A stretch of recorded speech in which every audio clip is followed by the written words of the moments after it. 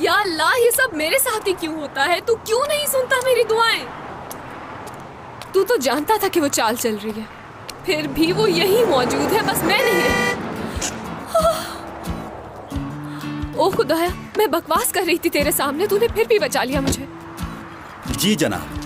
दुरुक साहब, तुम्हें देख के लग रहा है कि तुम किसी से लड़कर आ रही हो बाहर। क्या बात है? दिमाग वगैरह सब ठीक है ना तुम्हारा? अभी तक तो दिमाग ठीक ही चल रहा है, जल्द पागल भी हो सकती थी मैं। तो मतलब हमारा ऑफिस इतना बुरा है कि तुम पागल हो जाओ? मेरी बात का बुरा मत मनाइएगा आप, मैं मुंह फटूं जरा सी। और एक जरूरी बात सुन लीजिए आप, ये जॉब खुद छोड़ी है मैंने, निकाला नहीं है मुझे। असल में मेरे भाई को समझना इतना आसान काम नहीं है। खैर चलाओ मेरे साथ। लेकिन कहाँ? कॉफी पीने चलते हैं। मैं नहीं जा सकती, आई एम सॉरी। अरे भाई तुम मुझे गलत मत समझना, मैं उन लड़कों जैसा नहीं हूँ, बहुत ही शरीफ लड़का हूँ मैं। चलो आ जाओ आप, लेट्स गो।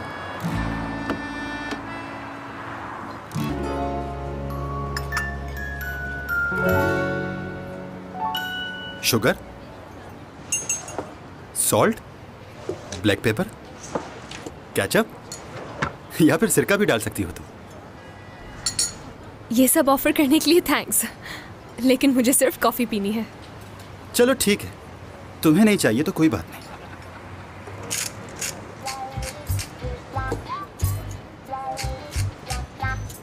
क्या हरकत कर रहे हैं आप ये?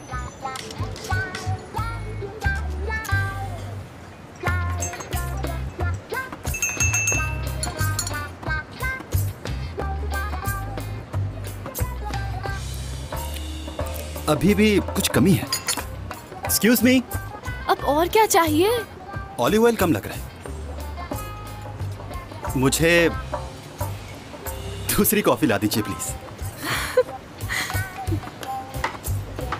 बेवकूफ बना रहे थे ना आप मुझे? नहीं बिल्कुल नहीं, मैं तो सिर्फ तुम्हारा मूड ठीक कर रहा था। बहुत शुक्रिया आपका। इस सब के लिए थैंक यू की क्या जरूरत है? इसके लिए नहीं,